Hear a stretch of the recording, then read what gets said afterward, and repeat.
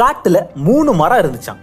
அந்த 3 மரமும் தங்களுக்குள்ள பேசிட்டு இருந்துச்சாம். அதுல முதல் மரம் சொல்லிச்சான், நான் வந்துட்டு தங்கம், வைரம், மரகதம், வைடூரியம் அந்த மாதிரி விலை உயர்ந்த ஆபரணங்களை சுமக்கக்கூடிய ஒரு நகை பெட்டியா மாறணும்.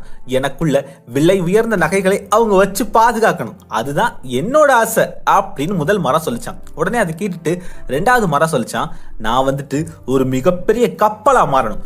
மிகப்பெரிய மன்னர்கள், அரசர்கள், பேரரசர்கள் இவங்க எல்லாம் அந்த கப்பல்ல பயணிக்கணும். இந்த மாதிரி ஒரு அரசனையே சுமக்கக்கூடிய கப்பலா நான் மாறணும் அப்படிங்கறதா என்னோட ஆசை அப்படின்னு 2வது மரம் சொல்லிச்சான்.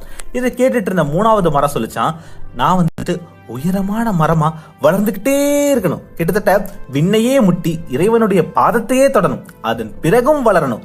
இறைவன் என் மீது படுத்து இளைப்பாறணும். அதுதான் என்னுடைய ஆசை அப்படின்னு அந்த 3வது மரம் சொல்லிச்சான். இந்த மாதிரி இந்த 3 மரங்களும் தங்களுக்குள்ள சந்தோஷமா பேசிட்டு ஒன்னா வளர்ந்துகிட்டே இருந்தது. இதன் பிறகு சில மாதங்கள் கழித்து மரம் வெட்டும் நபர்கள் அந்த காட்டுக்குள்ள வந்தாங்க. அதுல ஒருத்தர் அந்த முதல் மரத்தை பாக்குறாரு. இந்த மரம் நல்லா பாலிஷா இருக்கே, இதுல நகைப்பெட்டி செஞ்சா ரொம்ப நல்லா இருக்குமே அப்படின்னு அந்த முதல் மரத்தை வெட்டி நகைப்பெட்டி செய்ய எடுத்துட்டு போறாரு. அதுல இன்னொருத்தர் அந்த 2வது மரத்தை பாக்குறாரு. இந்த மரம் நல்ல ஒரு ஸ்ட்ராங்கான மரமா இருக்கே, அதனால இது கப்பல் கட்ட பயன்படுத்தலாம் அப்படின்னு சொல்லி அந்த 2வது மரத்தை வெட்டி கப்பல் கட்ட எடுத்துட்டு போறாரு. இந்த 2 மரங்களுக்கும் ஒரே சந்தோஷம், நம்ம ஆசை நம்ம நினைச்ச மாதிரியே நிறைவேற போகுதே அப்படின்னு பயங்கர சந்தோஷம். அதன் பிறகு இன்னொரு மரம் வெட்டி அந்த 3வது மரத்தை பாக்குறாரு. ரொம்ப உயரமான மரமா இருக்கே, சரி எதுக்காச்சும் பயன்படும் அப்படின்னு சொல்லிட்டு அந்த உயரமான மரத்தையும் வெட்டி எடுத்துட்டு போறாரு. ஆனா அந்த 3வது மரத்தோட ஆசை அங்கேயே நிராசையா மாறிடுச்சு. நம்ம மேல மேல உயரமா வளர்ந்து கொண்டே இருக்கணும், இறைவன் நம் மீது உறங்கணும் அப்படின்லாம் நம்ம நினைச்சோமே, அந்த ஆசை தடைபட்டுருச்சு, நம்முடைய வளர்ச்சி தடைபட்டுருச்சு அப்படின்னு ரொம்பவே வருத்தப்பட்டுச்சான் அந்த 3வது மரம். இதை தொடர்ந்து அந்த முதல் மரத்தை வெட்டி எடுத்துட்டு போன அந்த மரம் வெட்டியா, மரத்தை வெட்டின பிறகு இதோட பளபளப்பு கொஞ்சம் கம்மியா இருக்கு, இதை விட பளபளப்பான மரங்கள் நிறைய இருக்கு, அதை வச்சு நகைப்பெட்டி செய்யலாம்.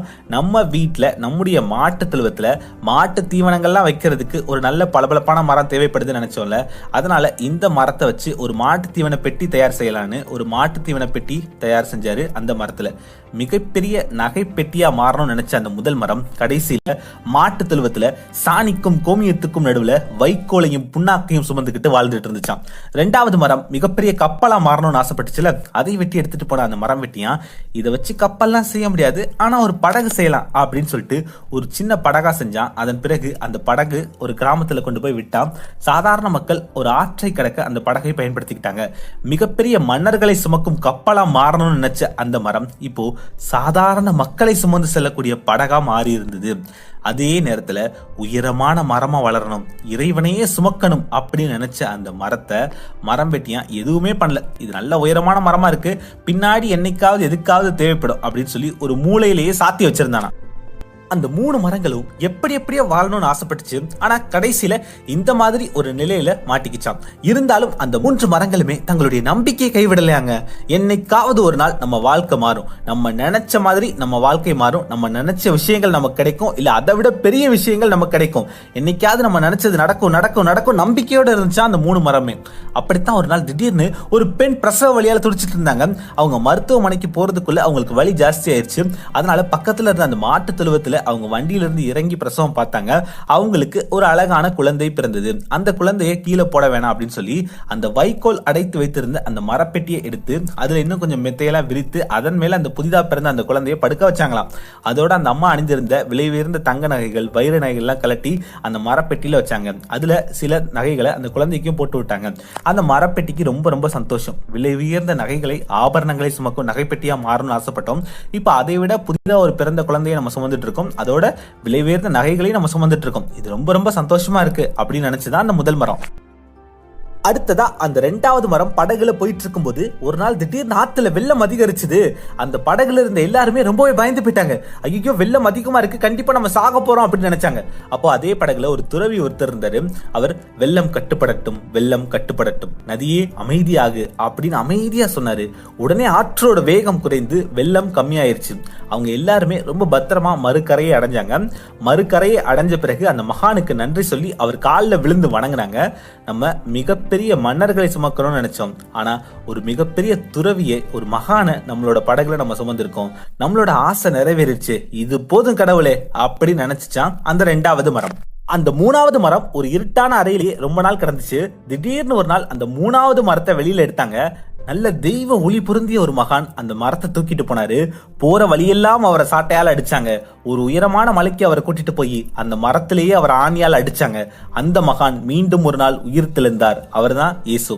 அந்த இறைவனை நம்ம சுமக்கணும், அந்த இறைவன் நம்ம மீது இளைப்பாறணும்னு நம்ம நினைச்சோம், நம்மளோட இந்த ஆசையை நிறைவேறிடுச்சு அப்படின்னு அந்த 3வது மரம் ரொம்ப ரொம்ப சந்தோஷப்பட்டுச்சான். ஆக அந்த 3 மரமுமே என்னவா ஆகணும்னு ஆசைப்பட்டுச்சோ அதாவே மாறிட்டாங்க. ஆனா அந்த மரங்கள் விரும்பிய வழியில் இல்லை, கடவுள் தேர்ந்தெடுத்த வழியில் அவங்களுடைய நோக்கம் நிறைவேறிச்சு. நம்முடைய நோக்கம் நல்ல நோக்கமா இருந்தா அதை கடவுளோ பிரபஞ்ச சக்தியோ கண்டிப்பாக நிறைவேற்றும். அதே போல உங்களுடைய எண்ணங்களும் உங்களுடைய நோக்கமும் உயர்வானதாகவும் சிறப்பானதாகவும் இருந்தா கண்டிப்பா ஒரு நாள் நிறைவேறும். யோசிச்சு பாருங்க, அந்த மரங்களுடைய வாழ்க்கை மொத்தமா திசை மாறி போயிருந்துச்சு. ஒரு மரம் மாட்டுத் தொழுவத்திலையும், இன்னொரு மரம் சாதாரண கிராமத்திலையும், இன்னொரு மரம் மூலையிலையும் முறங்கிட்டு இருந்தது. இருந்தாலும் அந்த மரங்கள் நம்பிக்கையோட இருந்துச்சு.